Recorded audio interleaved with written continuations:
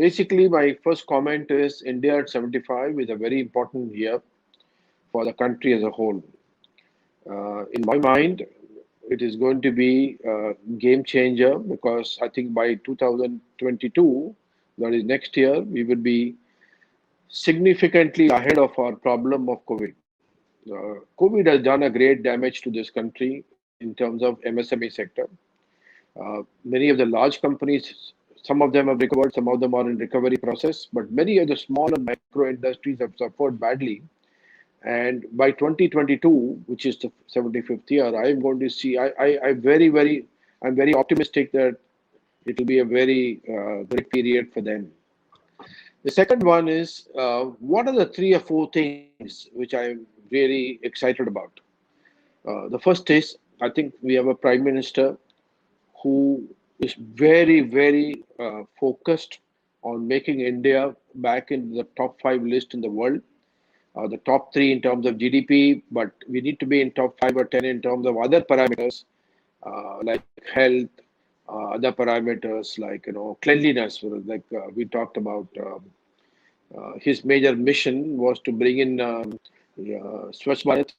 So in many dimensions, India has to make a lot of progress. So I'm very optimistic because of the Prime Minister is really the kind of leader I would like to see who can drive this country towards the right direction on many of the dimensions.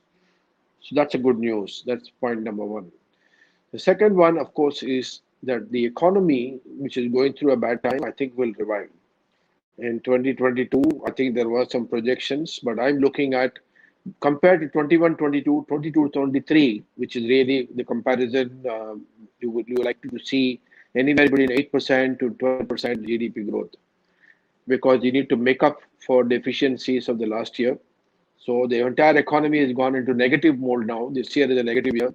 So next year, that is 21, 22 will be recovery and 22, 23 will be a great year.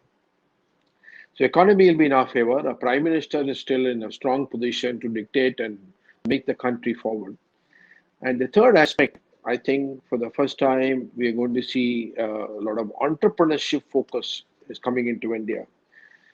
I also again thank the prime minister for picking up the slogan that the entrepreneurs are the most important people in the Indian economy.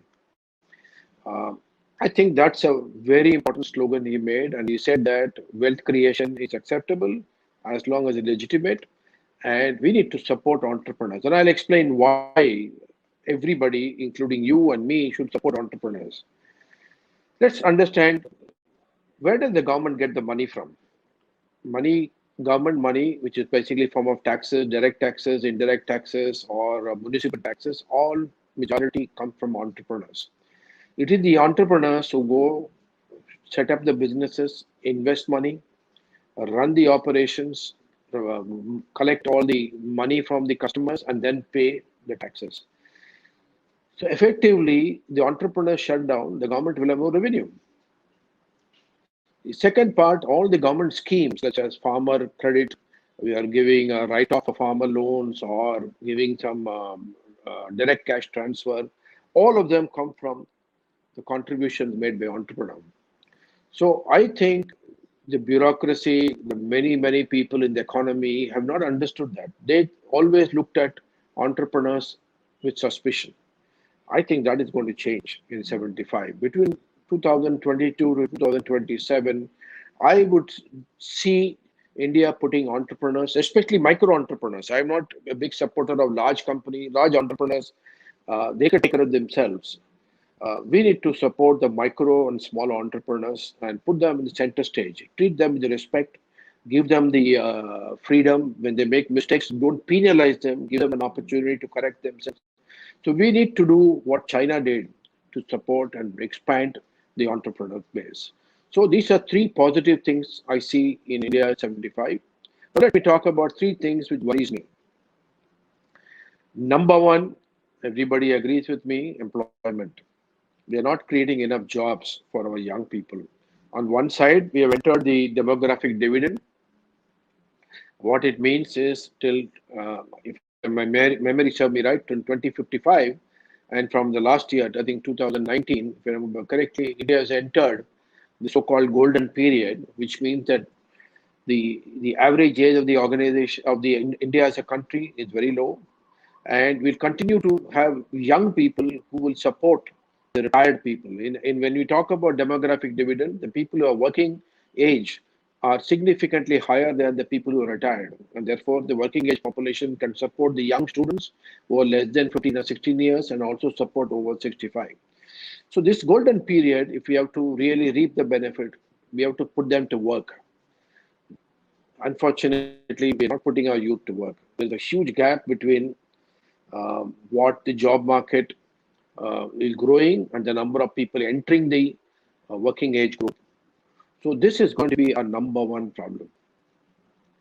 The second problem, I think, in my mind, is the fiscal discipline of both the central government and the state government.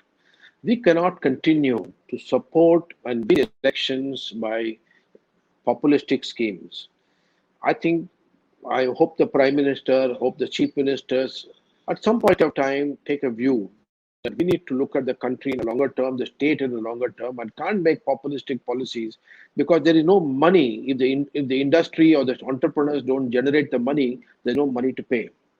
So my second biggest concern is that we need to put the uh, um, populistic style of working of the state and central government into some kind of a spotlight, some scrutiny, so that we need to have a balance. And the third aspect of being all of us are going to be worried about is environment. I think on one side we are talking about global warming, we're talking about our pollution in the cities. I think we everybody knew how many of the Chinese cities were shut down because of fog, and that's going to be a air quality, water quality, these and global warming. These three things are going to come back to haunt us in India at 75. So this is, in summary, what I think are three great things going to happen and three big challenges we have. And I hope that the leaders at the top, both at the central and the state government, will recognize that this is a golden opportunity. We can't miss the bus now anymore. We missed the manufacturing bus which China took, and we have a services bus with us. We have the high-tech bus with the buses full of people in the AIML. We can be the skill bus. We can supply the skilled manpower to the whole world from India. But I think both the business leadership and the state leadership have to come together. We need to work very closely, trust each other, and co-create a future for India in the next 25 years, so that in India reaches 100, this poverty, these challenges of bureaucracy coming in the way of entrepreneurship, entrepreneurship becoming more responsible and accountable to the people and the environment. All this will happen, and we will be a very progressive country by India's 1,100. Thank you.